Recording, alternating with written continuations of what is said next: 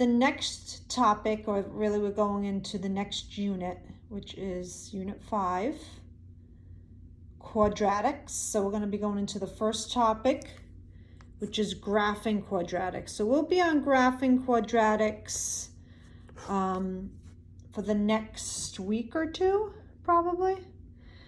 So let's actually go through what the word quadratic means. It means the largest exponent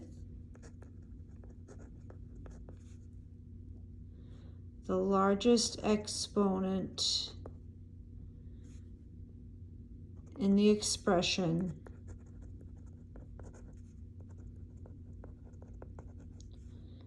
or equation. We're going to be looking at expressions and equations. Is 2. The largest exponent in the expression or equation is 2. So let's go into, we'll say the standard form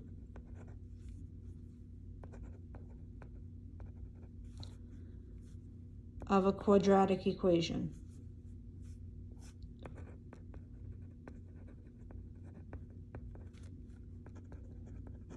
The standard form of a quadratic equation, which is ax squared plus bx plus c. So I just said quadratics means the largest exponent in the expression or equation is 2. So really a, b, and c are numbers. Right now they're letters. But they do represent numbers. You're not going to actually see A, B, and C in the equations we're going to be doing today. They'll be numbers. This first term, since it has an exponent of 2, that is your quadratic term. Just an x, like it has here, that bx, that is your linear term. So if it has an exponent of 1, which it does here, that's x to the first power, that means it's a linear term. And then this last term doesn't have an x at all. We call that the constant. So we've got the quadratic term because it has an exponent of 2, the linear term, which has an exponent of 1 on the x, and then the last term doesn't have an x at all. We call that the constant. Okay, so I've got 4 problems to do. We are going to be doing, I'm going to ask you to graph. Once we graph, I'm going to ask you to state the vertex. If we forgot what a vertex is, I'm going to be going over that.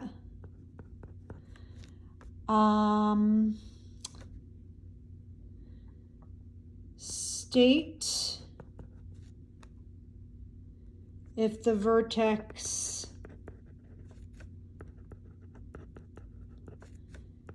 is a maximum or minimum point. Oops, maximum or minimum. All right, those are going to be the directions. Same thing for your classwork today. Graph, state the vertex, state if the vertex is a maximum or minimum. So you've got 3 things to do. So let's take a look at number 1. This is a very standard quadratic equation. So when we don't know how to graph something, we use a table. So that's what we're going to be doing here. We're going to set up a table. Now, because the x is squared, we're going to be substituting in positive and negative values. So for all the problems we're going to be doing for the next few days, we're going to be using -2, -1, 0, 1, and 2. Those are the 5 values that you're going to be substituting in for x. That's not going to change. -2, -1, 0, 1, and 2. So let's take that -2 and substitute in. So -2 squared is a +4. So this is my x value for my ordered pair. That is my y value. So it's negative 2, 4. Then I'm going to take negative 1, substitute it in for x. Negative 1 squared is 1. Let's substitute in 0. 0 squared is 0, so that's giving us 0, 0. I'm going to substitute in 1. 1 squared is 1. And then I'm going to substitute in 2. 2 squared is 4. Now you should notice something here. I'm hoping you do. If I take a look at my y values, they are repeating. This is kind of my center, and then these numbers are the same, and then these numbers are the same. They have to be. If they're not, you've done something wrong. Okay? So these numbers in the y value, in the y column, have to repeat. If they don't, you've done something wrong. Okay, let's graph it. All right, I'm going to take these 1, 2, 3, 4, 5 ordered pairs and graph it. So I've got negative 2 and positive 4. 1, 2, 3, 4. And this is what I said in Google Meets on Tuesday. You're going to have to kind of draw these freehand because I would pass out graph paper, and that's obviously not going to happen. So you're going to have to kind of draw these freehand unless you've got graph paper at home.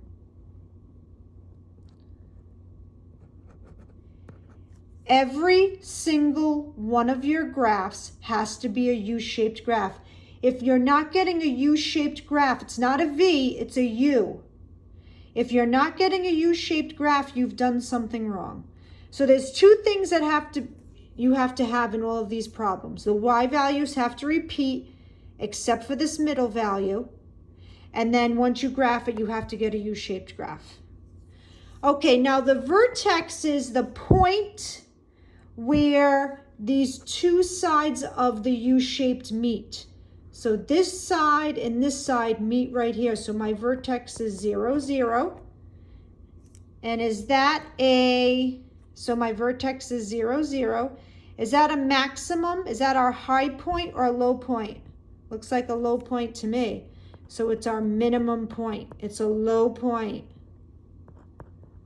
Low point. Whoops, there we go. So my vertex is right here, 0, 0. It's where the two sides of the U-shaped meet. And then it's my lowest point on my graph. It's the minimum, it's the low point. Okay, we're doing 4 of these. Let's take a look at number 2.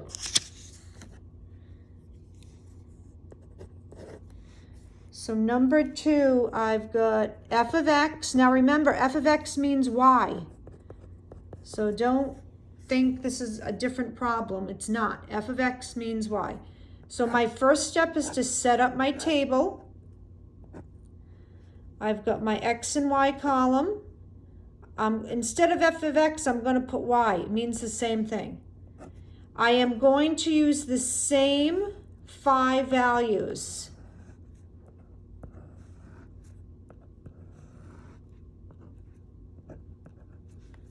All right, negative 2, negative 1, 0, 1, and 2. Let's substitute in. So I'm going to take that negative 2, plug it in for x. Negative 2 squared is a positive 4. 4 plus 1 is 5. I've got negative 2, 5. Then I'm going to substitute in negative 1. Negative 1 squared. I'll put it over here. Negative 1 squared plus 1. That's giving us 1 plus 1. That's giving us 2. So negative 1, 2. Then I'm going to substitute in 0. 0 squared plus 1 is 0. 0 plus 1 is 1. Now from here, these values should match these values up here. Let's see. If I substitute in 1, 1 squared plus 1, 1 plus 1, that's giving us 2. That means these two match. I'm getting 1, 2. Let's substitute in 2. 2 squared plus 1, 4 plus 1, that's giving us 5. Perfect. And that's exactly what I want to see. Sorry about that. All of these values repeat. I'm going to kind of squeeze in this graph over here. I think you guys can see it. I'm going to kind of move over here. Okay, I'm going -2, +5. So 1, 2, 3, 4, 5. Then I'm going to do -1, +2, 0, 1, 1, 2, 2, 5. There's my U-shaped graph. So remember, I'm looking for these numbers to repeat except for this middle number. And then when I graph it, it should be a U-shape. Now my vertex is the place where these two lines, the two curves meet. They meet at 0, 1, so that's my vertex. And again, that's my low point, so it's a minimum. So my vertex is 0, 1, and it's a minimum.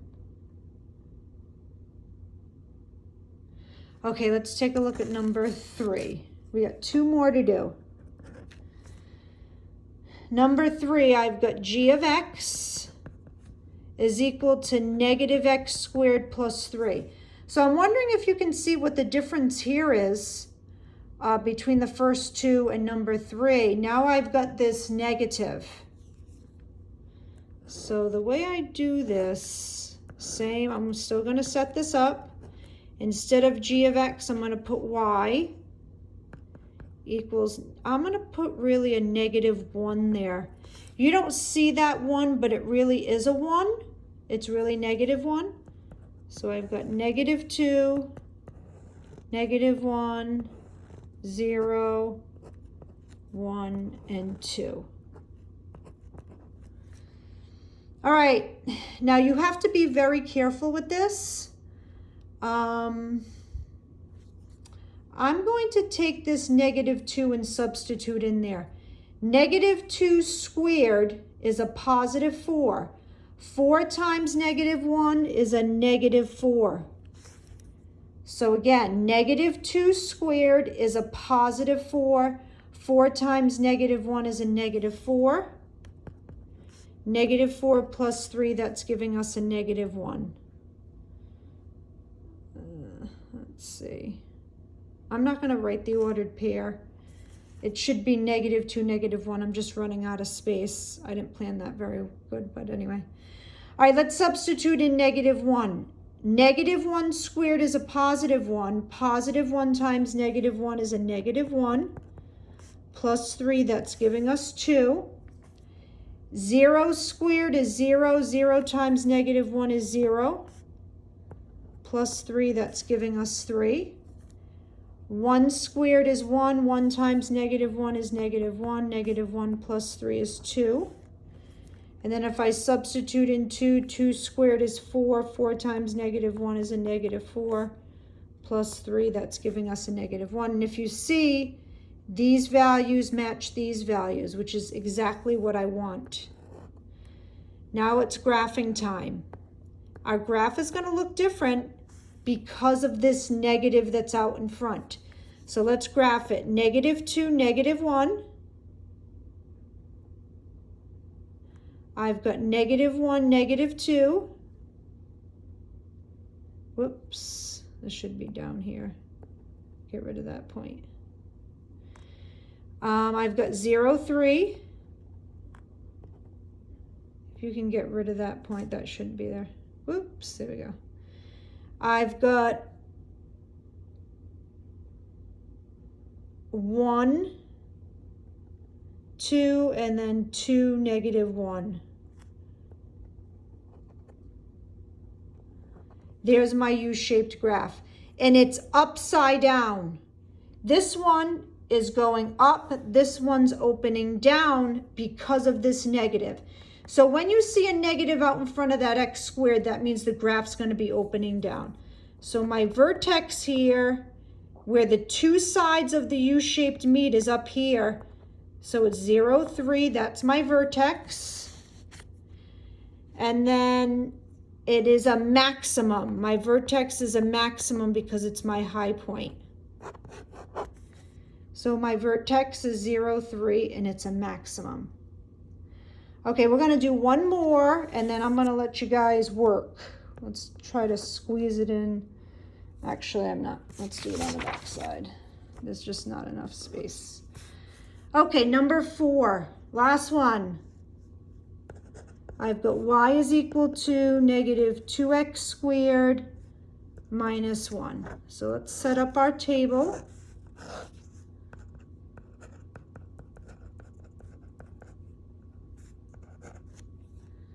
So I've got, I'm going to do the exact same thing. Negative 2, negative 1, 0, 1, and 2. Negative 2 is negative 1, 0, 1, and 2. Let's substitute in.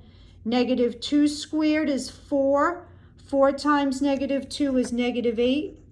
Negative 8 minus 1 is negative 9. So I've got negative 2, negative 9.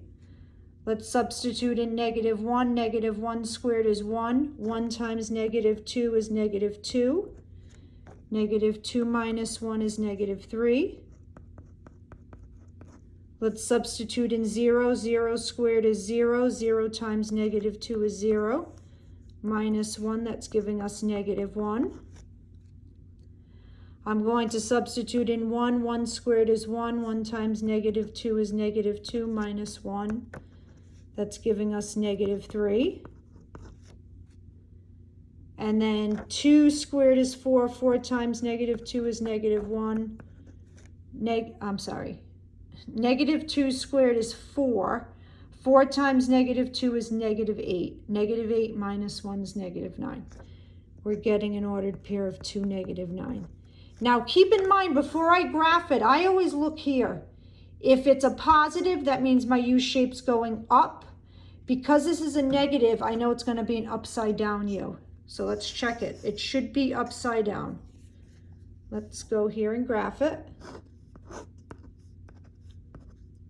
So I've got negative 2, 1, 2, 3, 4, 5, 6, 7, 8, 9. I've got negative 1, negative 3.